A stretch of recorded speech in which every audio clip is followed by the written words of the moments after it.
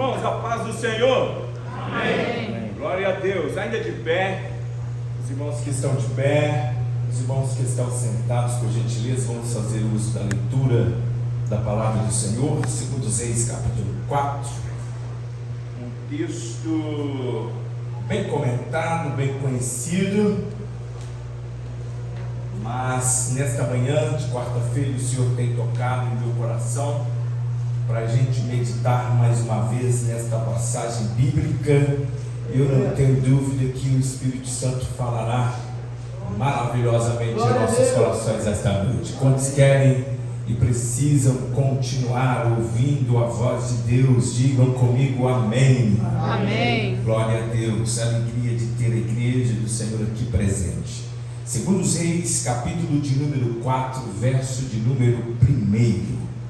Nós vamos ler 7 versículos, vamos sim ler 7 versículos, e assim finda-se este relato bíblico enriquecedor e que nos ajudará a continuar no caminho para a vitória. A caminhada com Cristo é um caminho para a vitória. Glória a Deus. Como foi dito aqui, a nossa maior vitória é a nossa vida eterna, a nossa salvação. Então é uma caminhada de vitória. Oh, glória a Deus. Segundo Reis 4, verso 1, a epígrafe diz: Eliseu aumenta o azeite da viúva. Mas hoje eu quero falar sobre vitórias em tempos de crise. Esse é o tema que o Espírito Santo tem colocado em meu coração para a gente conversar hoje. Primeiro versículo: e uma mulher das mulheres dos filhos dos profetas clamou a Eliseu dizendo: meu marido, teu servo, morreu, e tu sabes que o teu servo temia ao Senhor, e veio o credor a levar-me os meus 2 filhos para serem servos. E Eliseu lhe disse: que te hei de eu fazer? Declara-me, o que é que tens em casa? E ela disse: tua serva não tem nada em casa. Tua serva não tem nada em casa, senão uma botija de azeite. Então disse ele: vai, pede para ti vasos emprestados a todos os teus vizinhos, vasos vazios, não poucos. Então entra e fecha a porta sobre ti e sobre teus filhos, e deita o azeite em todos aqueles vasos, e põe à parte o que estiver cheio. Partiu, pois, dele, e fechou a porta sobre si e sobre seus filhos, e eles lhe traziam os vasos, e ela os enchia.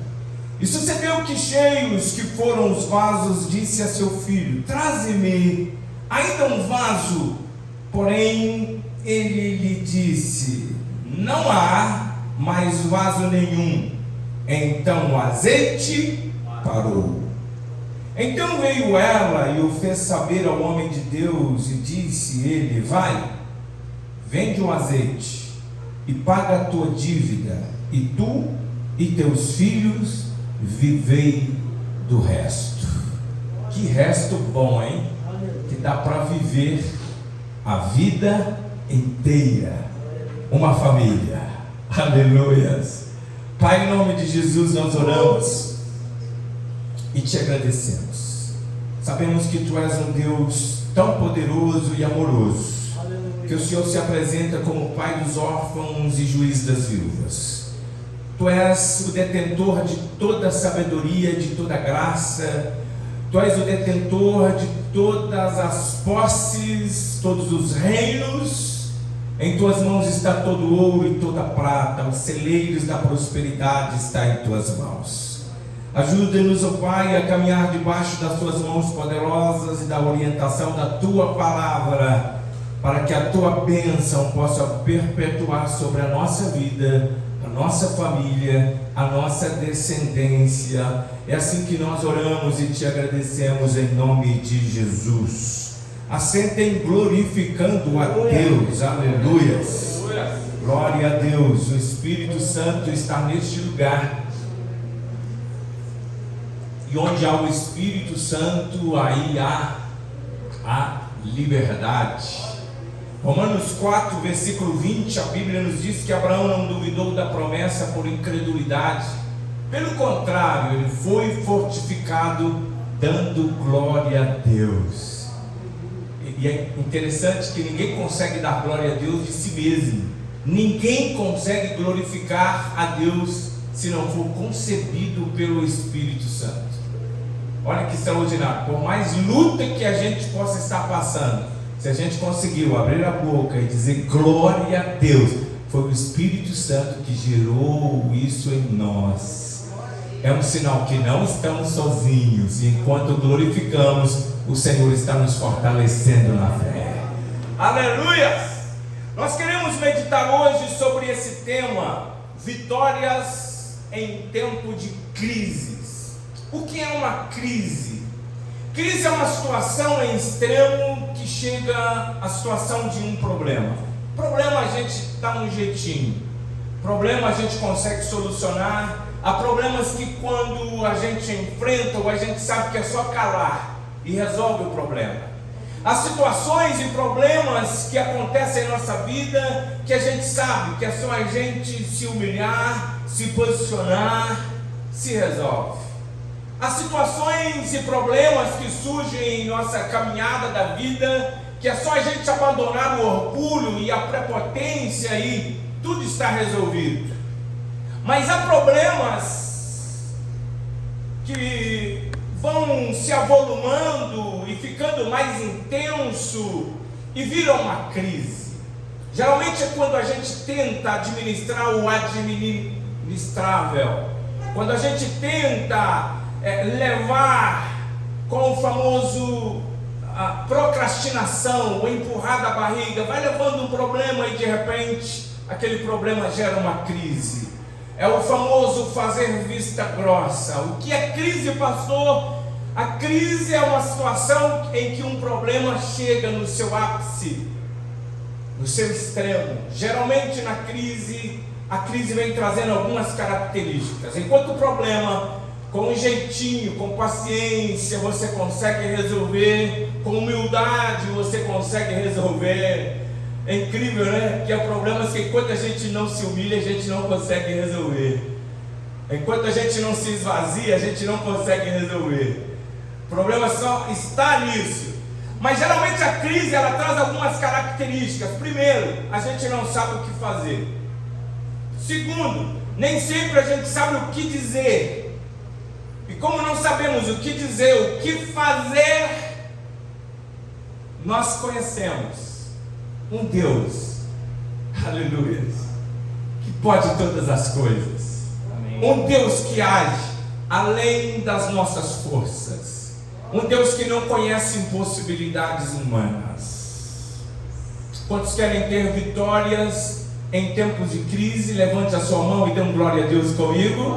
Bom, a gente vai caminhar nesse tema dentro da perspectiva de um cenário que nós acabamos de ler.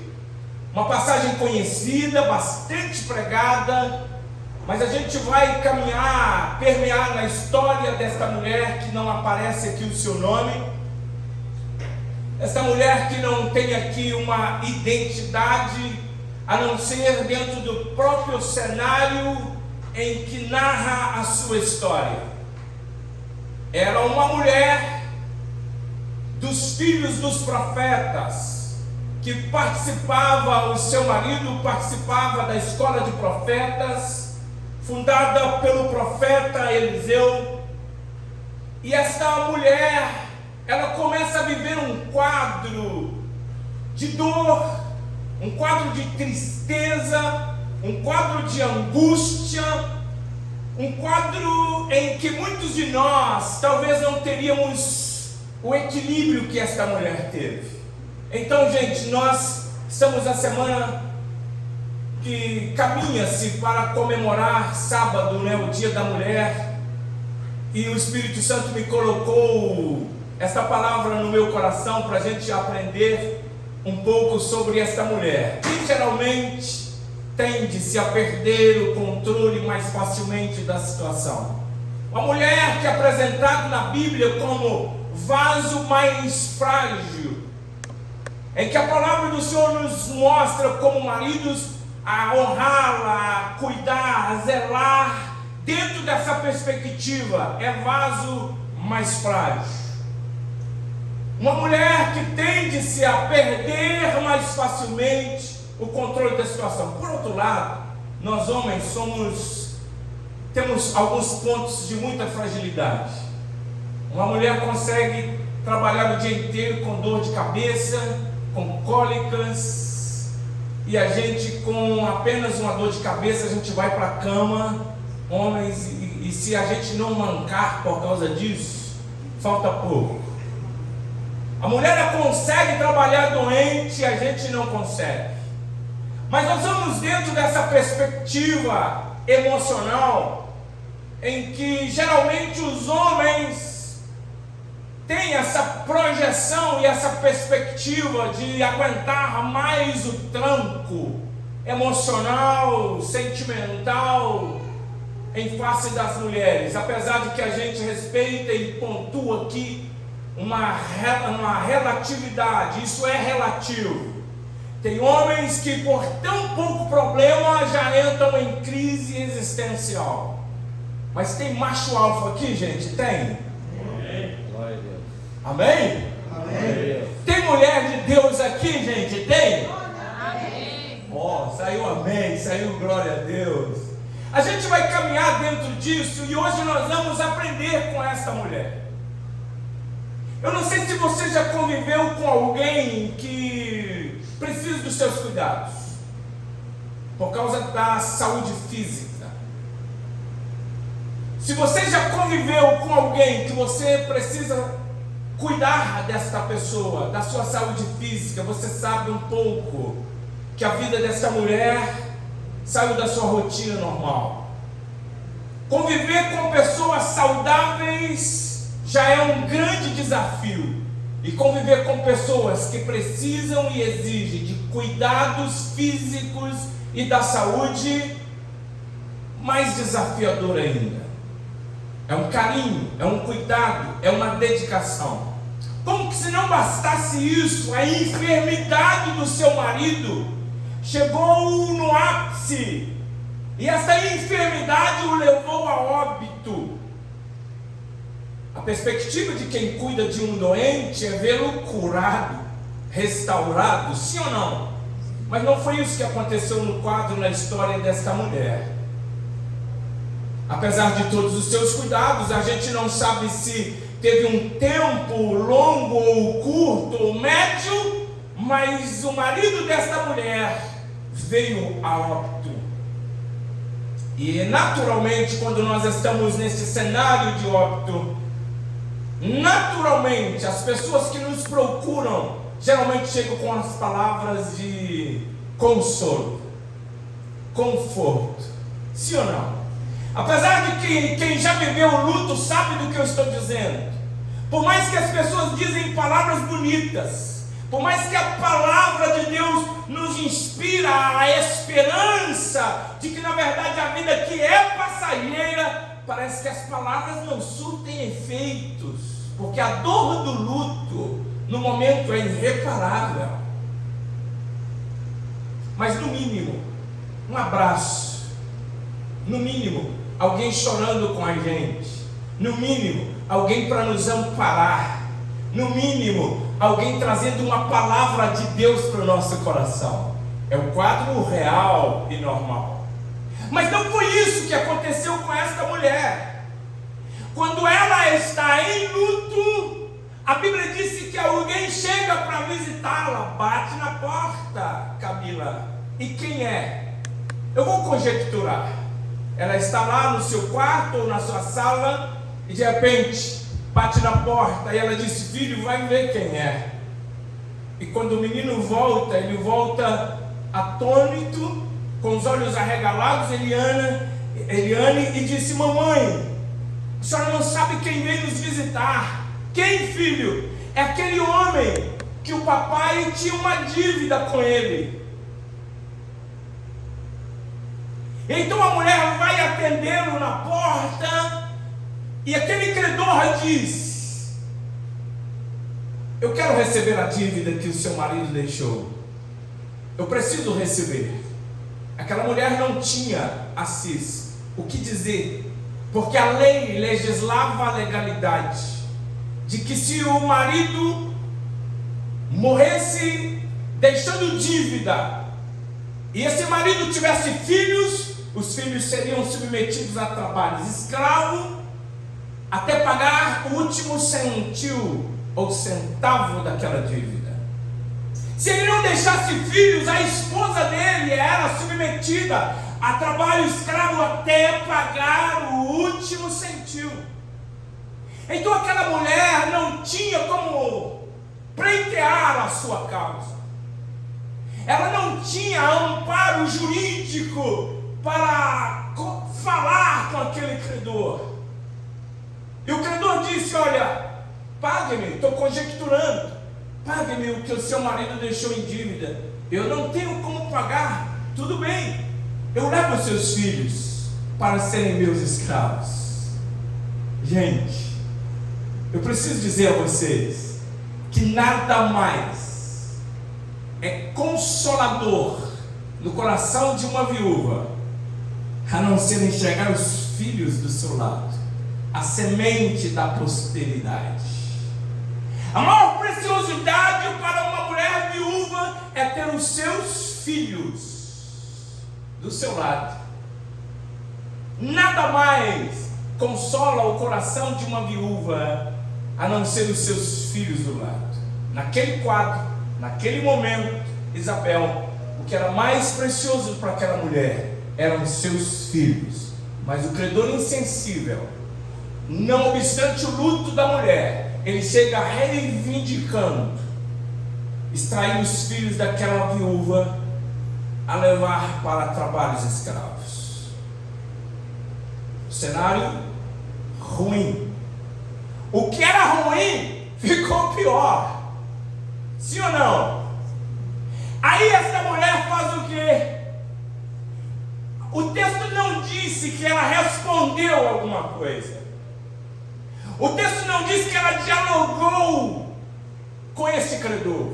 Muito pelo contrário, ela vai ao encontro de Eliseu. Ela vai ao encontro do profeta. Ela vai ao encontro do representante de Deus, nos dando uma lição extraordinária.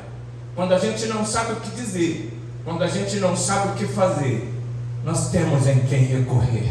Aleluia. Nós temos um Deus que é o guarda de Israel, que não dorme e nem tosqueneja. Oh, glórias! Ei, o teu Deus não dorme. Glória a Deus, aleluia. Aleluias, igreja, o nosso Deus não dorme.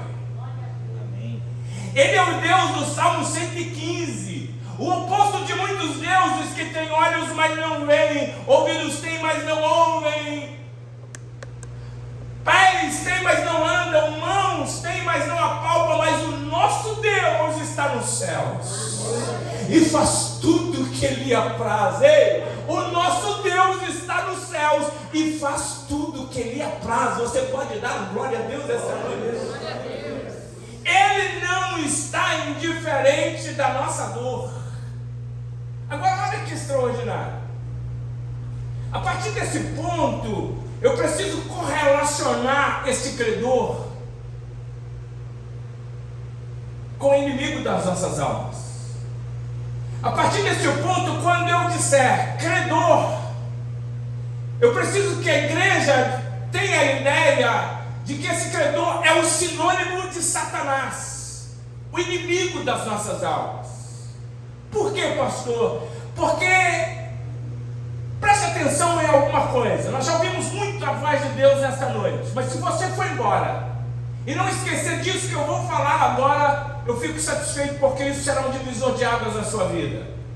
Satanás nunca vai aparecer na sua mente, defronte de você, usando alguém quando estiver tudo bem na sua vida. Quando o dinheiro estiver no nível, a conta recheada, quando a saúde estiver bacana, quando tudo estiver bem, ele não aparece, porque ele sabe que ele vai perder tempo. O inimigo só aparecerá em nossa vida nos momentos de vulnerabilidade. É nos momentos de crise que Satanás aparece. É nos momentos de crise que o inimigo aparece para roubar aquilo que é de maior preciosidade na nossa vida. Mas o sangue de Jesus tem poder. Levante a sua mão e grita comigo: o sangue de Jesus tem poder. O sangue de Jesus repreende toda a força do mal. Quer ver uma coisa, Camila? É no momento em que a gente está em crise financeira, a gente vai no caixa, compra alguma coisa de R$ 9,20, a gente dá 10. A moça do caixa engana e pensa que a gente deu 100, devolve aquele tanto de dinheiro. Aí você pensa: puxa, eu estou passando uma luta, esse tanto de dinheiro agora nas minhas mãos é providência de Deus. Não é não, é o inimigo tentando roubar a tua fidelidade. Não é não. É nos momentos de crise em que Deus usa o pastor, usa o mensageiro, usa o profeta para corrigir, para chamar a atenção, para ajustar os parafusos que o inimigo vem. Sai da igreja, sai do grupo de louvor, sai desta equipe, sai do ministério infantil, sai da mídia, procura em outros lugares. É o momento em que Deus está ajustando, polindo, trabalhando por amor. O inimigo aparece e você não precisa se submeter a isso. Não, isso é bobagem. Para! É nos momentos de vulnerabilidade. Há pouco tempo eu conversava com um casal e contava esse episódio que aconteceu há uns anos atrás. Um irmão trabalhava numa empresa há 30 anos.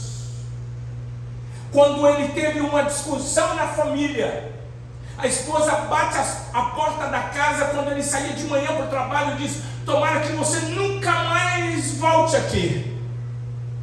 Ele chega no trabalho, sempre as mesmas roupas, sempre o mesmo perfume. Mas naquele dia, a secretária disse: que isso? Que perfume é esse que você está usando? Ele falou: moça, mas eu uso esse perfume há 30 anos. Não, hoje a fragrância dele está diferente. É exatamente nesses momentos de crise que o inimigo usa pessoas para roubar a nossa fidelidade. Gente, é nos momentos de crise do casal que o inimigo consegue ofertar relacionamentos extraconjugal. É nos momentos de crise financeira que o inimigo oferta o ilícito. É nos momentos em que o pai corrige o filho e ele chega lá no colégio. O coleguinha olha para ele: que isso? Por que você está triste hoje? Não, é que o papai e a mamãe... que é isso? Você não precisa ficar assim, você não precisa obedecê-los. Percebe-se, é nos momentos da nossa maior vulnerabilidade é que o inimigo vem trabalhando na mente, vem usando pessoas. E preste atenção, o inimigo não está nem aí para a casa que você tem, para o carro que você tem, para nada. O que o inimigo quer é roubar a tua fidelidade. Por isso a orientação da palavra do Senhor é: guarda bem o que tens, para que ninguém tome a tua coroa. Nos momentos da vulnerabilidade daquela viúva, o credor: ei, me dá os teus 2 filhos, para serem meus escravos. Aí ela: alguém aqui sai de casa sem fechar a porta? Você já voltou de um quarteirão ou 2 para conferir se você fechou o portão? Já? Eu já fiz isso várias vezes. Constantemente eu dou uma volta no quarteirão: meu bem, você viu se eu fechei o portão? Ela falou: eu não. Eu falei: meu bem, então vamos voltar. A gente dá a volta no quarteirão. Ninguém sai de casa sem fechar a porta, ou no mínimo se vir a dúvida, você vai lá, confere, sim ou não? Partindo desse pressuposto, eu não acredito que aquela mulher saiu de casa para ir à igreja procurar o profeta Eliseu sem fechar a porta da sua casa. Que lição extraordinária! Estou mergulhando na história e a minha mente hoje está um pouco mais fértil, sabe? Ela fecha a porta, Eliane, e vai encontrar o profeta Eliseu. O que significa isso? Que lição tem isso, pastor? Fechar a porta significa, Isadora, fechar as brechas, as legalidades. Tem pessoas que querem ter vitória em tempo de crise, mas vive uma vida cheia de legalidades, cheia de brechas. Fica a porteira aberta, pensamento ruim chega e entra, invade e domina. A ira vem e domina, a prepotência vem e domina, o orgulho vem e domina. Está aberto. Onde o inimigo quiser entrar, ele tem acesso. Esta mulher nos dá um exemplo incrível. Ela fecha a porta da sua casa, ela fecha as brechas, ela tira, ela bane as legalidades. Porque aprendam isso também, ou eu estou reforçando, o inimigo só atinge a vida do crente, tem êxodo quando ele dá legalidade. Se você não der, quem é ele? Porque em Cristo nós somos mais do que vencedores. Oh, glória a Deus! 1000 cairão ao teu lado, 10.000 à tua direita, porém tu não serás atingido. Martim Lutero disse que Satanás é um cão na coleira de Deus. Nosso Deus tem poder acima de todos os demais poderes. E sabe aonde você está, irmão? Você está na palma, na concha das mãos do Todo-Poderoso. É lá que nós estamos. Eu te sustento, eu te fortaleço, eu te ajudo com a destra fiel da minha justiça. Quando pelas águas, não te submergirão. Quando pelo fogo, a chama não arderá em ti. Oh glórias! Nós estamos guardados nas mãos de Deus. Por que temos derrotas, pastor, na nossa vida espiritual? Porque abrimos a legalidade, porque damos lugar. Lembra do Lucas falando aqui? Eu vivi muitos anos na igreja, ouvindo a palavra pura de sabedoria, mas não colocava em prática. Não adianta eu pregar e não viver. Não adianta a gente ouvir e não praticar. Quando vem a ira, a gente perde a bênção, a gente xinga, a gente humilha as pessoas, a gente perde o controle. E o Espírito Santo, ele funciona na gente como um freio, presbítero Gessilar, com equilíbrio. Oh glória a Deus! Eu não sei o que precisa ser fechado hoje de brechas ou legalidades que às vezes a gente vai deixando. É um filme ilícito, é um vídeo ilícito, é um mau hábito. Aí o inimigo vai trabalhando nisso. Mas meu irmão, em nome do Senhor, esta é uma noite de fecharmos todas as legalidades, todas as brechas, e venceremos, triunfaremos em nome do Senhor. Você consegue compreender esta palavra? Vamos caminhar um pouquinho mais? Vamos! Vitória em tempo de crise. Aí esta mulher fecha a porta da sua casa, partindo do pressuposto que ninguém sai de casa sem fechar a sua porta. E ela chega na igreja. E quando ela chega lá, meus irmãos, Lucas do céu, que ela conta o problema. Aí Assis, ela disse assim para o profeta Eliseu, versículo 1: meu marido, teu servo, morreu, e veio o credor levar-me os meus 2 filhos para serem escravos. Sabe o que o profeta disse? O que eu hei de fazer por você? O que eu posso fazer por você? Irmãos, Eu acredito que se a resposta do profeta Eliseu ou do pastor atual fosse essa, talvez essa pessoa não voltasse mais à igreja. Porque no mínimo era: não, irmã, nós vamos te acolher, a gente vai fazer alguma coisa para te ajudar. Menos é: o que eu hei de fazer por você? O que eu tenho com isso? Talvez essa pessoa não voltasse mais para a igreja. Mas eu tenho duas observações para fazer.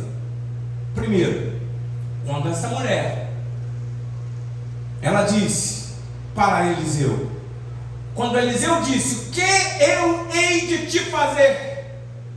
Aí o profeta disse, complementando a resposta, depois de ouvir o problema: o que você tem em casa? E ela disse: o que? A tua serva não tem nada em casa. Então vamos contar? Agora já dá para contar. Primeira crise: conviver com o seu marido doente. Terceira crise: óbito. Quarta crise: o credor para levar os seus 2 filhos.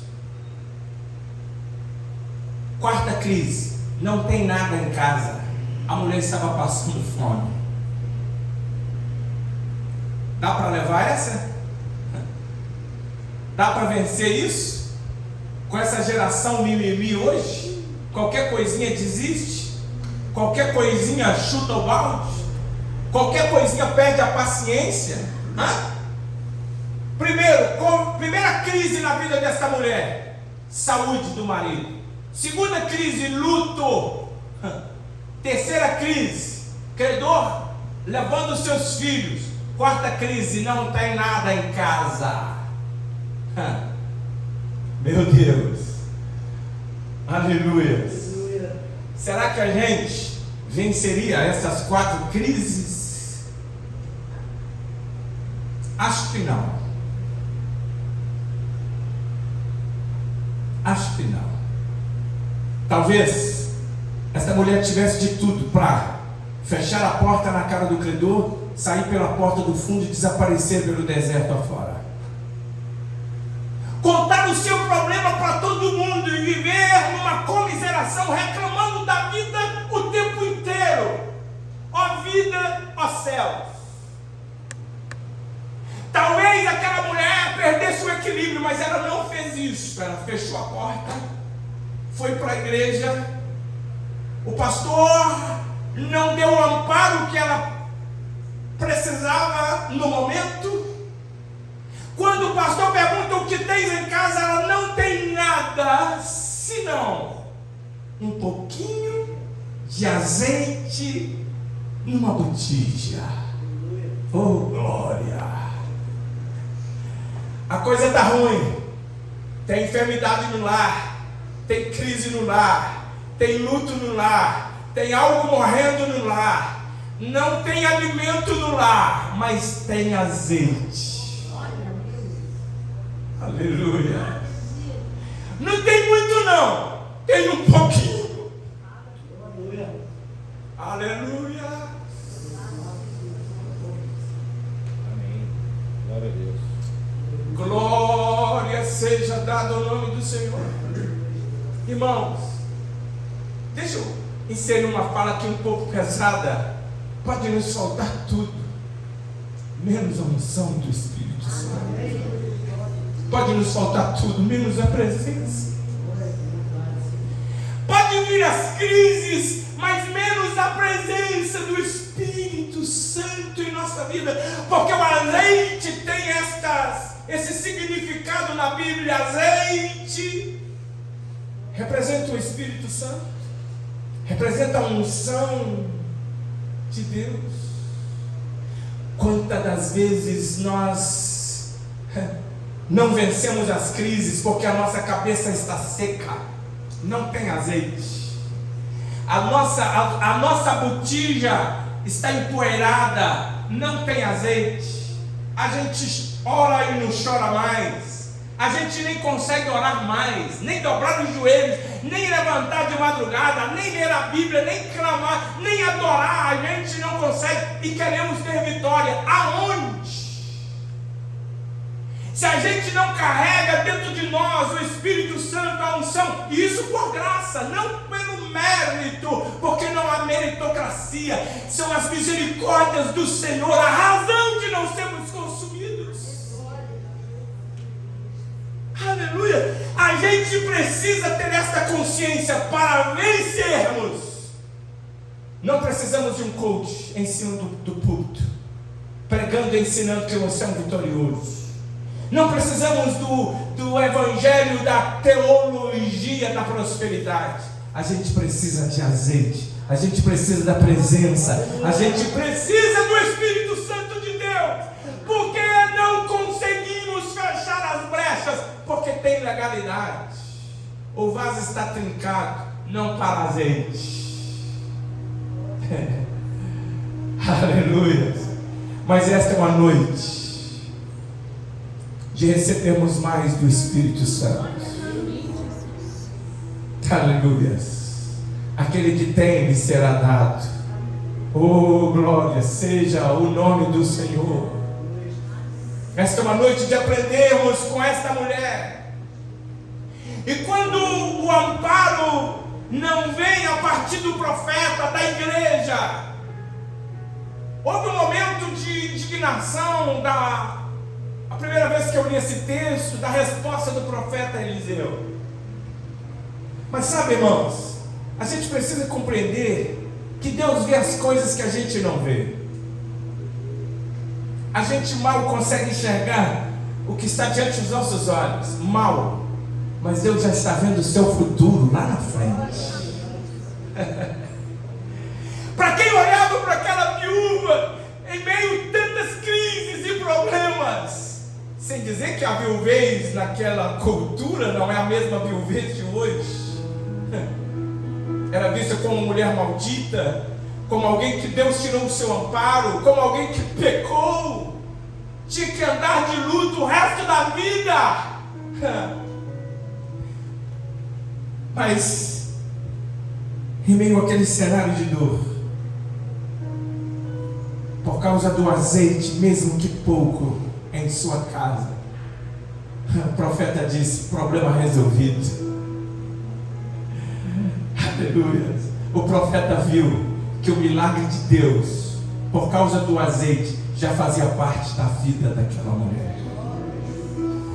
Talvez Assis, Isabel, Igreja Mariana, a gente vem aqui buscar uma bênção de Deus, esperando do culto, do pastor, do mensageiro e do cantor, mas a voz do Espírito me manda declarar esta noite: o milagre de Deus já faz parte da sua vida. O milagre, eu vou repetir, só aqueles que não creem fiquem sem glorificar. O milagre de Deus já faz parte da sua vida, da sua história. Glória a Deus. Aleluia. Pastor, eu não estou vendo. Como? Creia. Creia. E aqui a gente vai parar. Creia. Milagre não se explica. Aí o profeta deu uma ordem dizendo: vai para casa, pega com os teus vizinhos vasos vazios, Flávia, e não poucos, muitos vasos. Quantos vizinhos te emprestaram vasos? Pegue-os e leva para a tua casa, e fecha a porta sobre ti e sobre os teus filhos, e deita o azeite naqueles vasos que estiverem vazios. Aquela mulher poderia ter dito: Camila, que isso, Eliseu? Eu já não te disse que o azeite é pouquinho? Eu já não te disse que o azeite é tão pouco? Está na vasilha. Para que eu vou pegar mais vasos? Está equivocado. Mas quem crê em milagres não busca explicação, só crê. Só crê.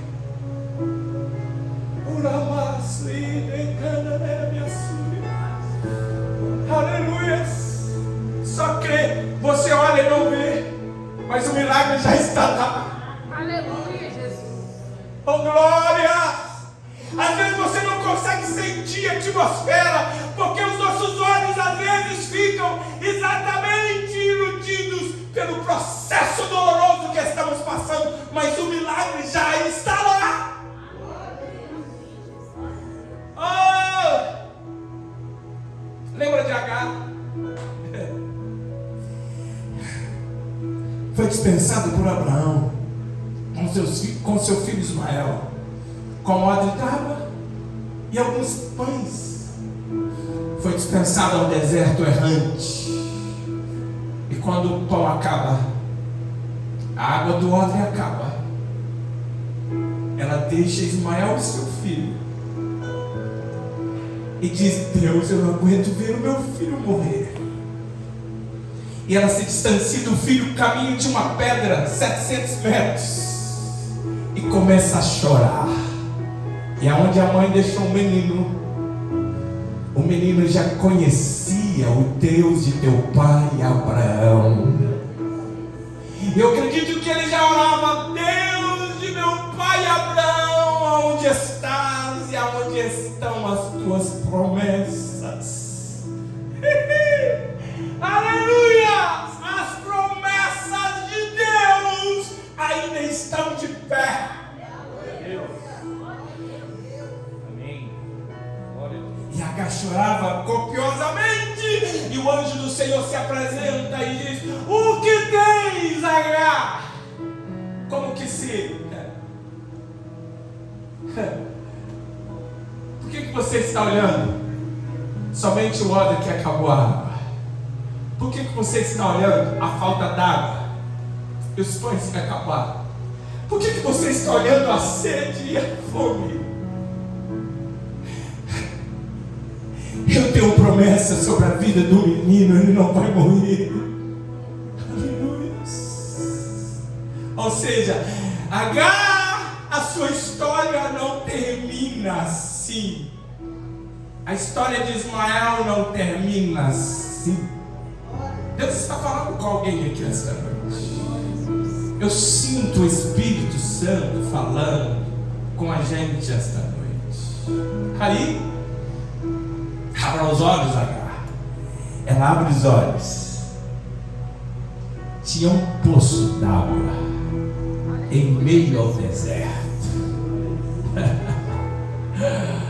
A Bíblia não disse se aquele poço já estava lá.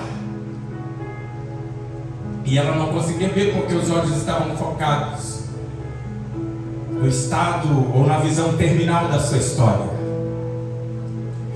Mas a Bíblia diz que ela estava chorando diante do Senhor. Quem chora diante do Senhor aí? Quem tem chorado? Quem tem orado?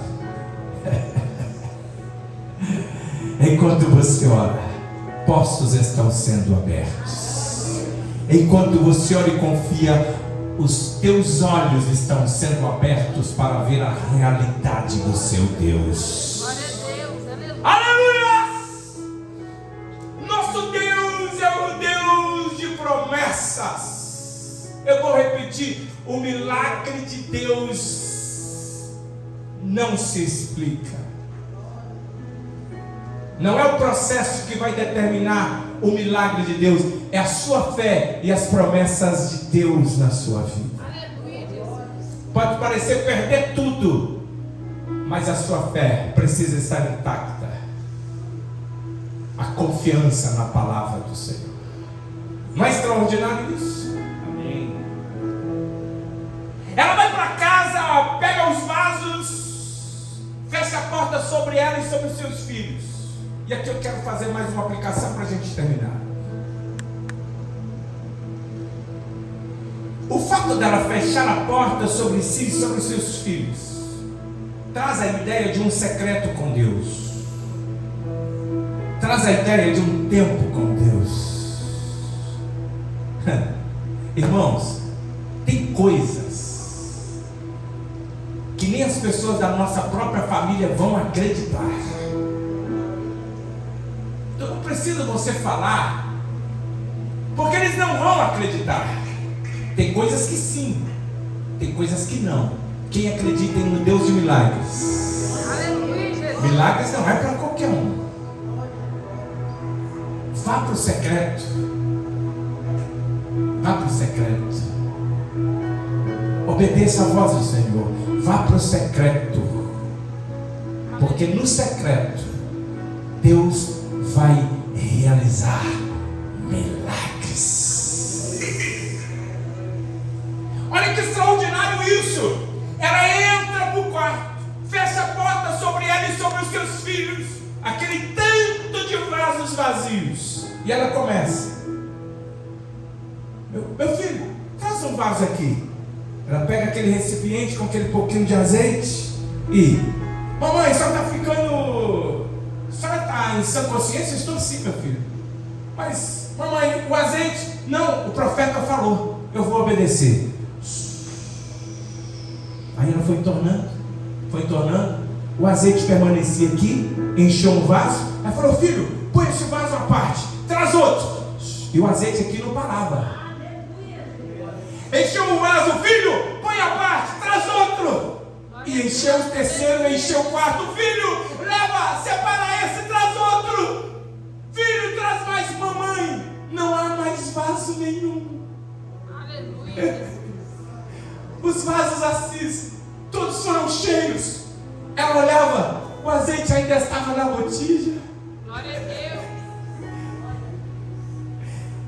O vaso, todos eles foram cheios. E então a Bíblia diz que o azeite parou e não acabou. Por que parou e não acabou? Parou porque não cabia mais.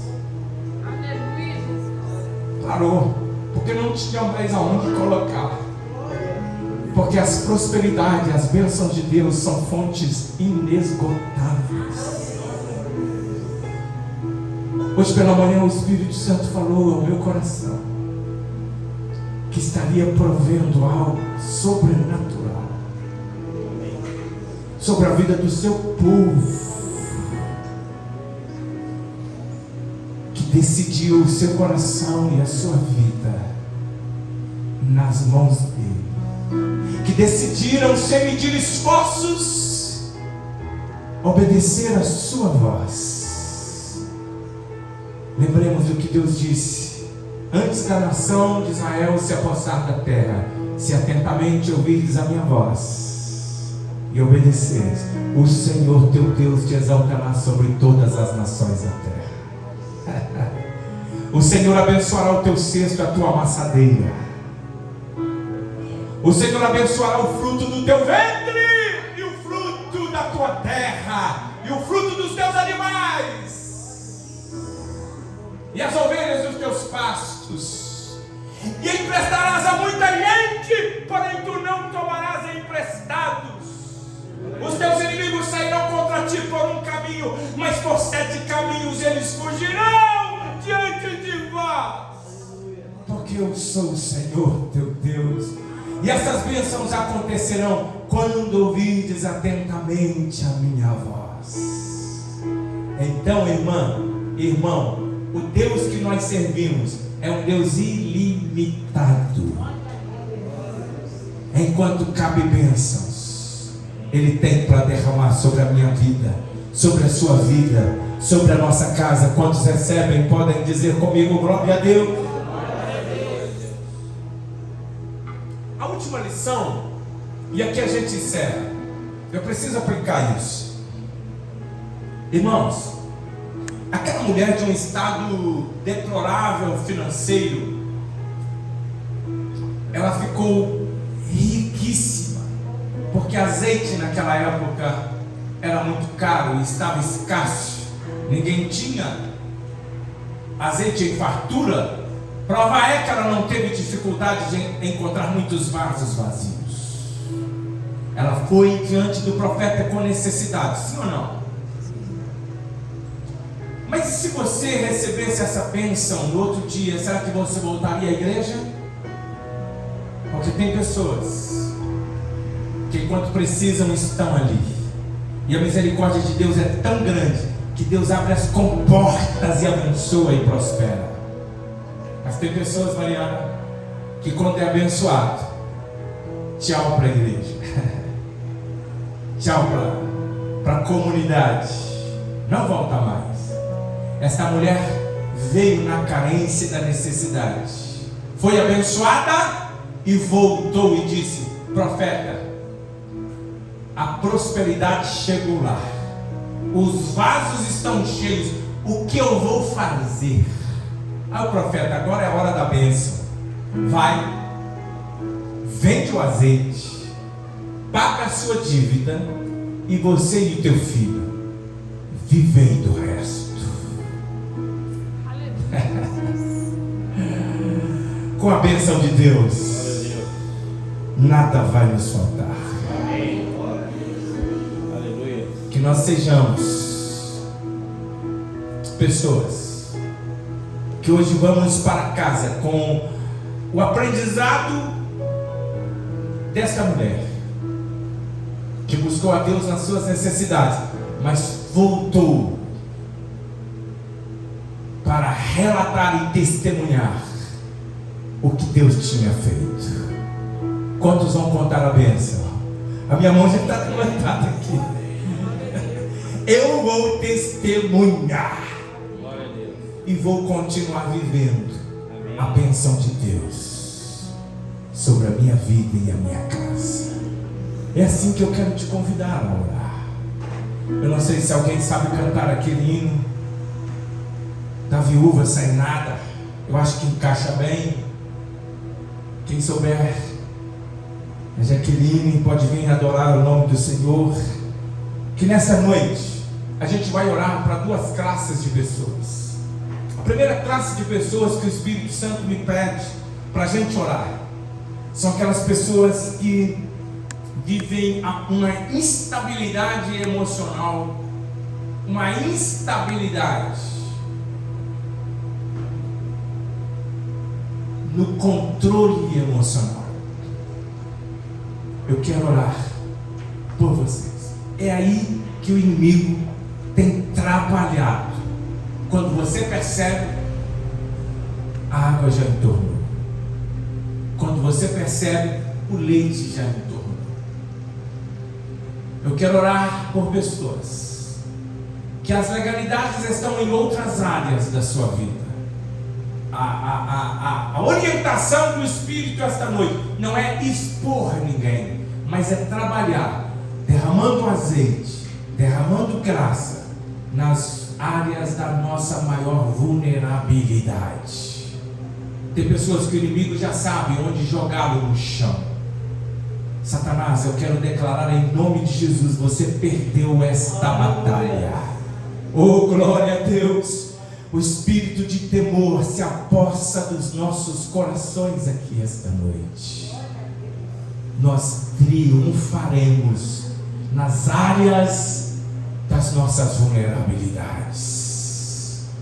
Venham à frente as pessoas que necessitam também de um grande milagre.